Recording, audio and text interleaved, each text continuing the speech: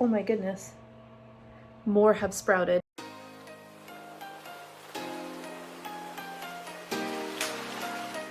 I wanted to show you the my accidental planting when I just kind of went gung-ho.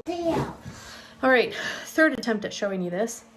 So I got super overzealous. I think I planted them, I want to say last Saturday, I think it was, that I planted this final tray of plants. And instead of just planting the pepper seeds, I went and planted the beans and the peas as well, which I have more. So like if I have to do something with these and they happen to die, I have more. But this is why I was like, oh no, why did I get overzealous in planting? And that's why. So actually, I'm just gonna turn the camera around. So these are homesteader peas, are what these 2 rows are. And then we have Jacob's cattle, which this is sprouting, this is sprouting. This guy is sprouting, as you can see. He's just forcing like a whole layer of soil up. Oh yeah, he's sprouting, and he's sprouting. So Jacob's cattle was really great at germinating. These are chickpeas. So far we've got 3. These are, what are you? Pinto beans.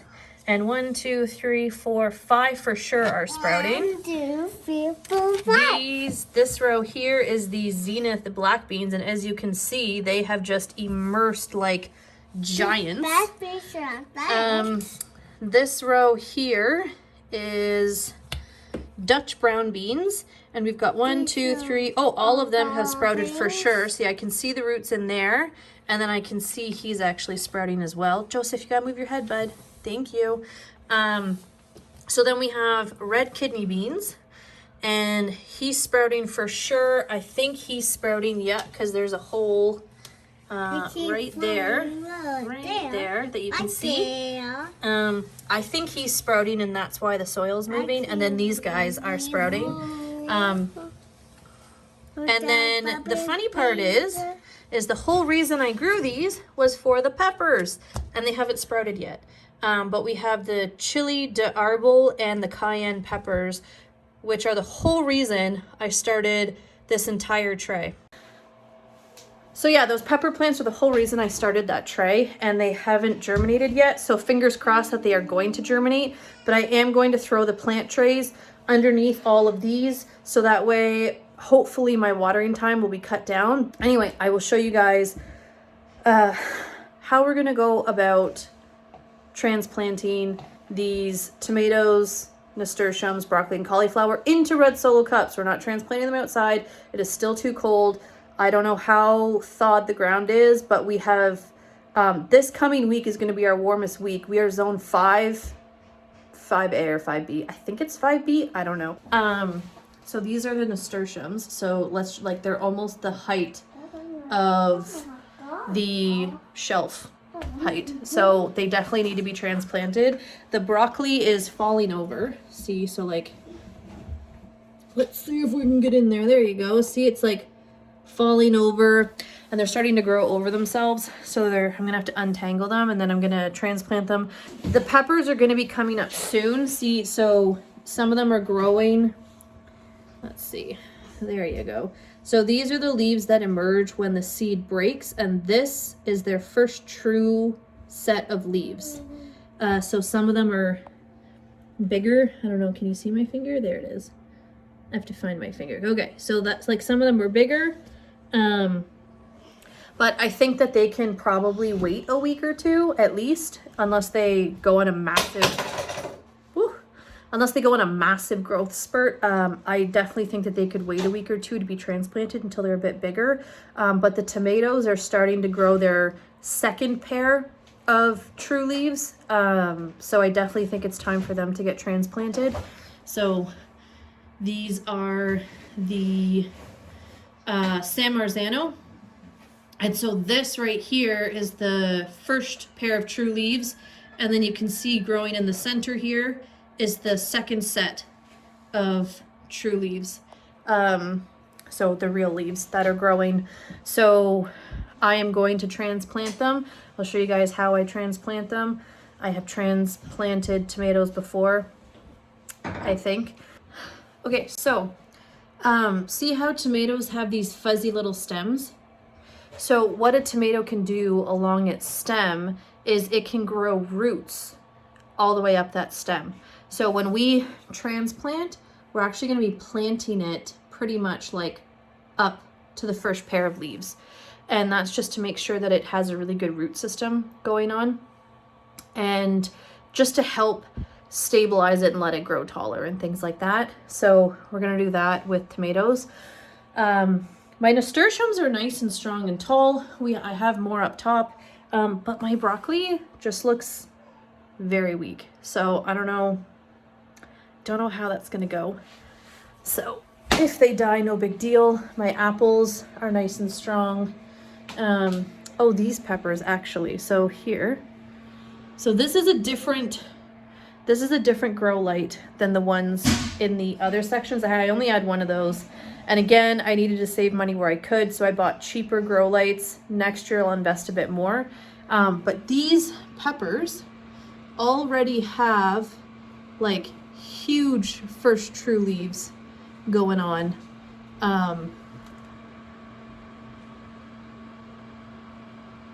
Yeah. So whereas, sorry, I lost my train of thought. Whereas the ones down here are just growing their first set of true leaves, those ones have their first true leaves growing.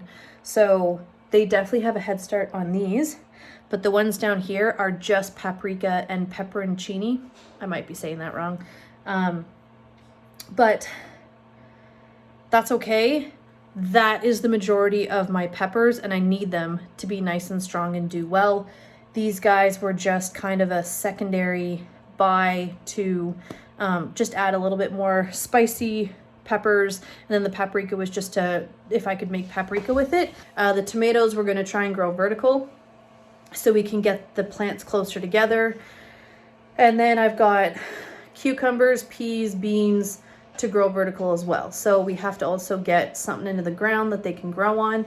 I don't know if I said earlier, and if I didn't, the reason I'm laughing about the peas and the beans, what I'm going to do is if they grow too big, which like honestly, those black beans are like crazy.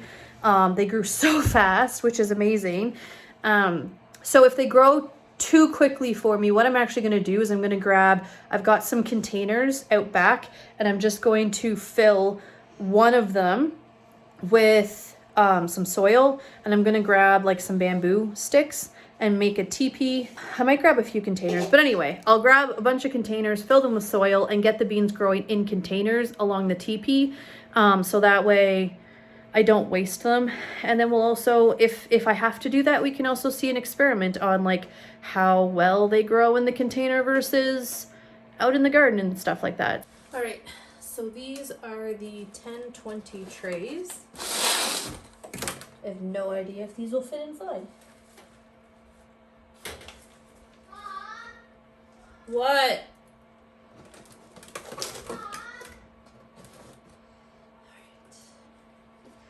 A little caved in the middle, but they at least create a bit of support. They don't quite fit perfectly. Oh well. All right, so this does not quite touch the bottom, so it sags in the middle, but it doesn't sag a lot. But that's fine, because then the bottom can soak up the water. Yeah, see, I knew that guy was growing. He pushed all the soil out of his way. Look at him go. Anyway, so I filled up my Gatorade bottles, and I'm just going to pour the water underneath the tray, and hopefully they can start watering themselves.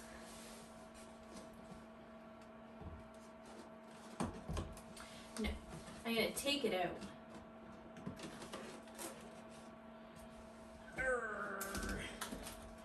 There.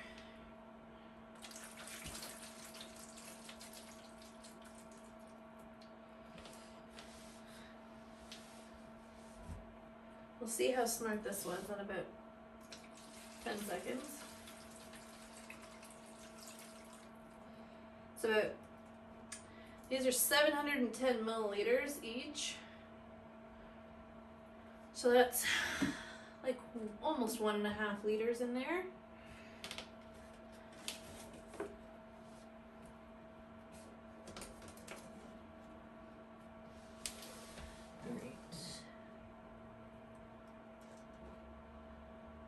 I have no idea if that's enough. I'm so glad there's no holes in these because I didn't check before I poured water in. Anyway. No.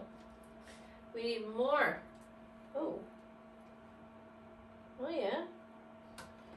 We've got tons of roots coming out the bottom. I'll show you in a sec, but they're searching for water. So, see, they're all looking for water. Oh, we lost some dirt, but that's okay. We need more water in here though.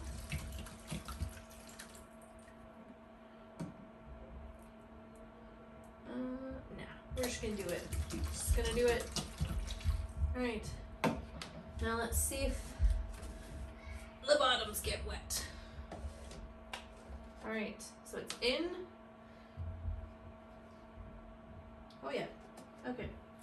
So 4 of these does it. Now they're getting water from the bottom.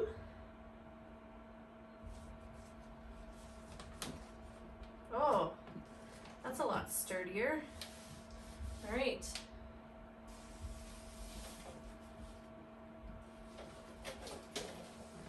Boom. All right, 9 more to go. Transplanting hasn't happened, but we are going to make watering very easy in case transplanting doesn't happen until Sunday. So, much easier to just put those in place. And it takes about 4 of these to get the water to reach the bottom of those cells. I highly recommend using the plant trays underneath your plug cell trays because it just makes watering, once the plants emerge, it makes watering so much easier. I was using like a medicine dropper to individually water each cell, and it would take me upwards of 2 hours some nights to water all of those trays of plants, and it was just insane. I did try to makeshift a plant tray out of tin foil, and that failed miserably. And the plant trays are really not all that expensive. I think they were less than $3 each. So it really is a good investment and a time saver for watering, especially when the plants emerge. It helps kind of get the roots growing down, searching for water. And then when I transplanted all of my plants into red solo cups, I put the cups into the plant trays. And again, it also forced the plants to grow roots searching for water. And I now have a lot of really strong plants because of that. So yeah, I definitely recommend investing in those plant trays.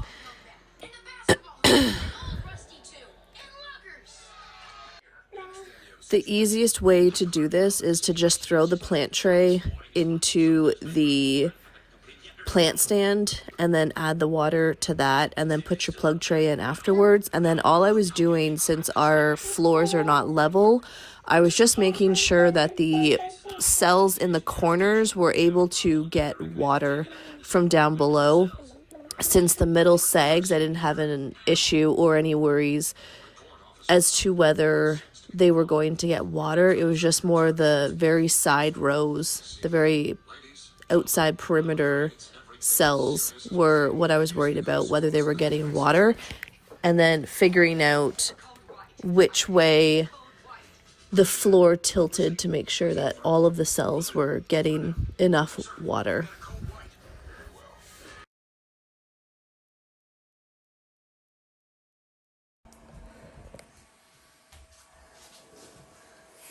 doing? What are you doing? After that, I'll play. Yeah, you're watering the plants? Yeah, I'm play. Oh, thank you. You're welcome. Can you go get the water from Dad?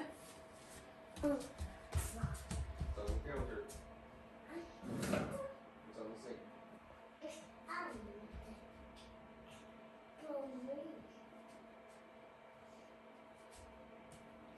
Oh, thank you. Pardon? It's burning you. It's a little warm, but it's not hot. Here. It's mine. Oh, can I have it? No, Can I water the plants with it? fine. Oh, thank you. You're welcome.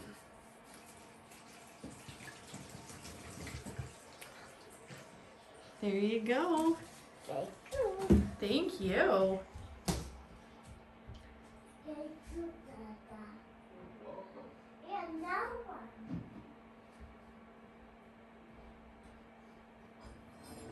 Now how about you? Oh, thank you. You're welcome. Thank you. Whoa. Another one. Okay. Yeah. There you go. Can you more? I need like 2 or 3 more.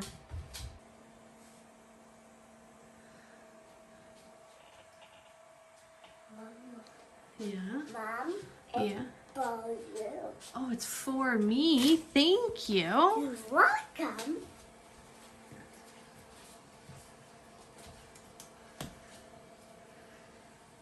Thank you. You're welcome.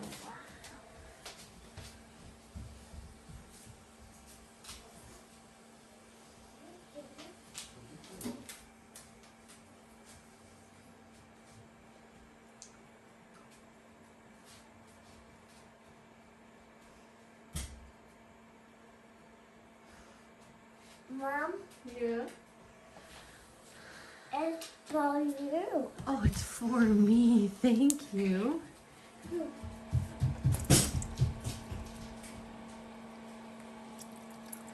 As you can tell, it's not very even. So this back corner gets the least amount of water. So Hey.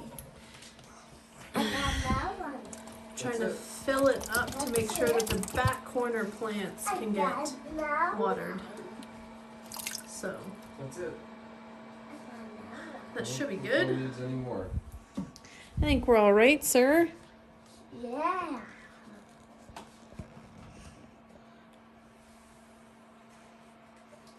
Good job, Mama. Okay. Thank you. I think Oh yeah, these guys got lots of roots coming down. Those are the apple trees. Yeah, these guys just aren't doing the best. Some of them are. Others aren't. welcome. So I also want to talk for a quick second on just how ghetto I started these plants.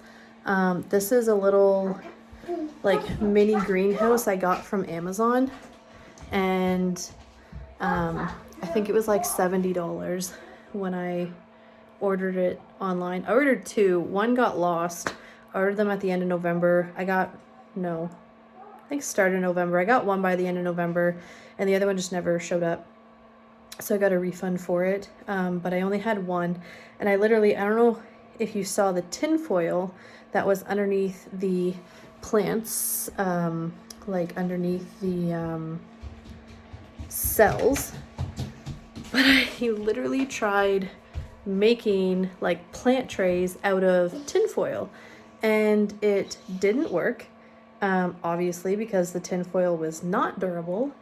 And then I just put cardboard underneath to catch any drips. So I started this like super ghetto. The most expensive thing was the mini greenhouse. The 10-pack of cells I think was like $10. And then the red solo cups were like $5 for 50 of them. So like I think I got $20 worth of red solo cups. So yeah, and then the seeds, I guess, were really the most expensive part of it all in general. because they're not very cheap. But my point is that you don't need a lot of money to start seeds, even just going to the grocery store and starting with some. And then if you can learn how to like save seeds from what you grow, then you can really just build your own stock, which is what I'm planning on doing this year. All of my seeds this year are basically an investment, and I'm hoping to save all the seeds that I need for next year and using whatever I have left over in the packets. Some packets are completely empty. My strawberries are empty. Some of the hot pepper packets only had like 8 seeds in them. And then others, like I have so many San Marzano tomato seeds that I probably don't need to save any of those for many years, although they're supposed to only be good for like 3 years. So I might save some to practice. But anyway, point being, if you can get good at saving your seeds, then really your seed packets that you buy are going to be a one-time cost. So, and that's the goal. That's my goal anyway, is to, I spent like a good few $100s on seeds, but I'm hoping that it's basically just a one-time investment and that I can save seeds moving forward, because that's the beauty of the plants and the food that we grow. They have their own capabilities of regenerating themselves, and I think that's pretty cool. So we have the plant trays in so they can start getting water without me spending 2 hours watering them every night. But I am going to have to figure out plant trays for underneath the red Solo cups, so that way the red Solo cups can get water as well. But that's it for tonight. We are going to transplant over the weekend and hopefully take care of the plants that need to get transplanted, because I think my broccoli is not doing well. I really think it needs to get transplanted. Anyway, have a good night, guys. Burger. Yeah. I'm the burger. Now, good night. Good. Say good night. Good night.